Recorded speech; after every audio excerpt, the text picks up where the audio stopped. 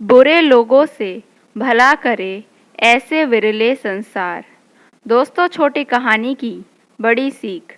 भले लोगों से भला करे यह जग का व्यवहार, बुरे लोगों से भला करे ऐसे विरले संसार। दोस्तों, ऐसे विरले पुरुष संत सतगुरु ही होते हैं जो भले लोगों से तो भलाई करते ही हैं, बुरे लोगों की भी भलाई ही करते हैं। क्रोध का जवाब क्रोध नहीं, बल्कि शांति और क्षमा है। क्रोध कमजोरी की निशानी है और क्षमा कर देना शक्ति का स्वरूप है। क्रोध अग्नि की चिंगारी है और संतों का हृदय समुद्र के समान है।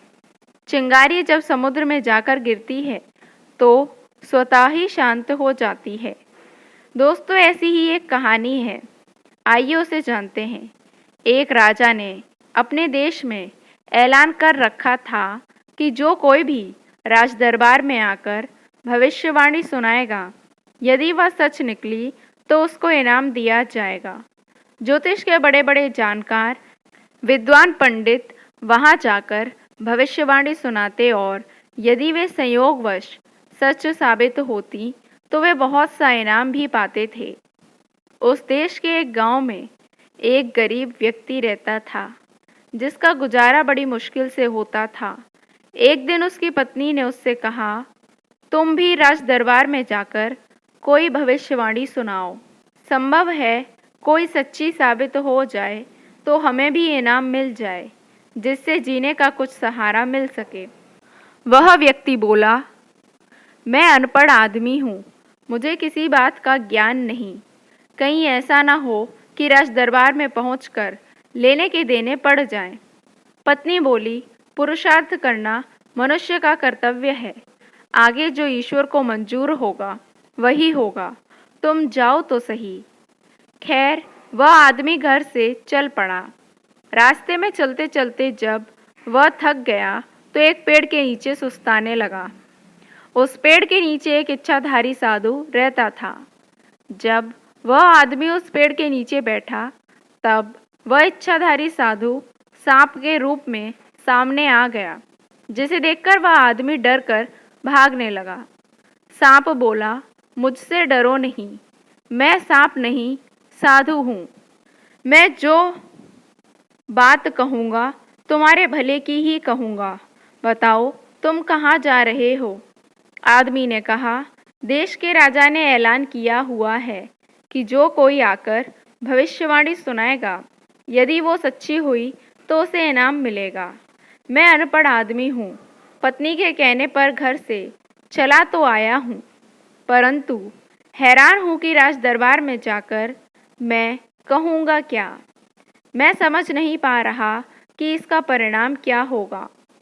वे त्रिकालदर्शी साधु बोले, राज दरबार में जाकर कहना कि आने वाले समय में इस देश में अग्निकांड का प्रभाव बहुत अधिक होगा, इसलिए हे राजन, अग्नि से बचाव का प्रबंध पहले से ही कर लेना अच्छा होगा। आदमी ने राज दरबार में जाकर वैसा ही कहा। राजा ने उस आदमी को अपने पास ठहरा लिया और आने वाले समय की प्रतीक्षा करने लगा। समय आया, अग्नि ने जोर पकड़ा, परंतु राजा ने उससे बचाव का प्रबंध पहले ही कर रखा था, इसलिए कोई विशेष क्षति नहीं हुई। उस आदमी पर राजा की बड़ी श्रद्धा हो गई। उसे बहुत कुछ इनाम देकर चलते समय राजा ने कहा, मित्र, मेरे योग्य कोई और सेवा हो तो बताइए। उस व्यक्ति ने मन में सोचा कि यह सब करनी तो उस साधु की है, जिसके कारण राज दरबार में मेरा सम्मान हुआ तथा माया भी प्राप्त हुई। संभव है राजा को इस बात का पता चल जाए कि यह भविष्यवाणी तो किसी और की थी, तो मुझे इसके बदले दंड मिले। इसलिए उचित यही होगा कि उस सांप को खत्म कर दिया जाए। यह सोचकर राजा से बोला, हे राजन, यदि आप मुझसे और कोई सेवा पूछते हैं तो कुछ सूखी लकड़ियों को मेरे साथ भिजवाने का प्रबंध कर दिया जाए। कई मजदूर सूखी लकड़ियों के गट्ठे सिर पर रखकर उसके साथ चल पड़े। जब वह उस पेड़ के नीचे पहुंचा जहां सांप के रूप में इच्छाधारी साधु रहता था, उस आदमी ने मजदूरों से कहा, यह बिल सांप का घर है, इसके ऊपर लकड़ियां रखकर आग लगा दो। उन्होंने वैसा ही किया। आदमी ने सोचा कि अब वह सांप मर गया होगा। इस विश्वास के साथ अपने घर आया और राजदरबार से जो कुछ मिला था स्त्री के हवाले किया और सुख से रहने लगा। किंतु मुफ्त का माल थोड़े ही दिनों में उड़ाकर फिर पहले जैसी हालत में आ गया। स्त्री ने कहा, फिर जाओ, संभव है और माया मिल जाए जिससे घर का निर्वाह चल सके।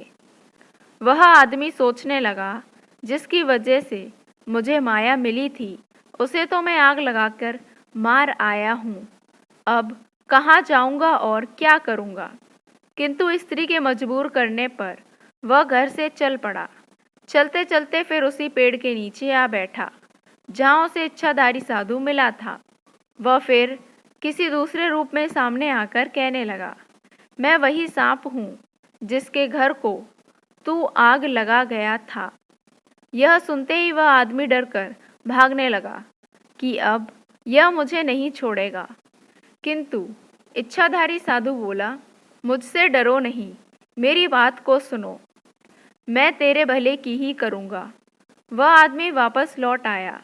तब साधु ने पूछा, अब कहाँ जा रहे हो? वह आदमी बोला, जहाँ पहले गया था वहीं अब भी जा रहा हूँ। साधु बोला, अब वहाँ जाकर क्या कहोगे? आदमी ने कहा, मैं तो स्त्री के कहने पर जा रहा हूँ, मुझे कुछ पता नहीं कि क्या कहना है। साधु ने कहा, अब राजा को कहना कि इस बार देश में पानी का ज़्यादा जोर होने से बाढ़ से नुकसान होगा, बचत का उपाय कर ले। वह आदमी वहाँ से चल पड़ा और दरबार में पहुंचकर कहा, हे राजन, इस बार देश में पानी बहुत बरसेगा और बाढ़ का भारी खतरा है, अतः बचाव का उपाय कर लें। उस आदमी के प्रति राजा की बड़ी श्रद्धा हो गई थी। राजा ने उसके रहने खाने का उचित प्रबंध करा दिया और समय की प्रतीक्षा करने लगा। समय आने पर बहुत वर्षा हुई, किंतु प्रबंध होने से कोई नुकसान नहीं हुआ। उसकी बात सच होने पर राजा ने उसे बहुत सा धन देते हुए कहा, हे प्यारे, कोई और सेवा मेरे योग्य हो तो बताइए। वह बोला, राजन, धन तो आपने बहुत दे दिया, पर एक दिल की बात कहता हूँ, पानी से भरी मशकें देकर कुछ लोग मेरे साथ भेज दीजिए। राजा ने वैसा ही किया। उस आदमी ने पेड़ के नीचे जहाँ सांप का बिल था, मजदूरों से कहा, इस बिल को खोदकर गड्ढा बनाकर पानी से भर दो। मजदूरों ने वैसा ही किया। वह आदमी अपनी तरफ से उस सांप को मरा मानकर माया को लेकर घर पहुंचा, परंतु उस मुफ्त के माल को थोड़े ही दिनों में खा पी के उड़ा लिया और फिर भूखे मरने लगा। स्त्री के कहने पर जब आदमी फिर से उस पेड़ के नीचे पहुंचा, तो इच्छाधारी साधु अपने वास्तविक स्वरूप में मिला और उससे कहा, अब कहाँ जा रहे हो? वह आदमी अपने दुष्कर्मों से डरता और कांपता हुआ बोला, राज दरबार में जा रहा हूँ। साधु ने पूछा, अब क्या कहोगे? वह बोला, जो आप कहें वही कहूँगा।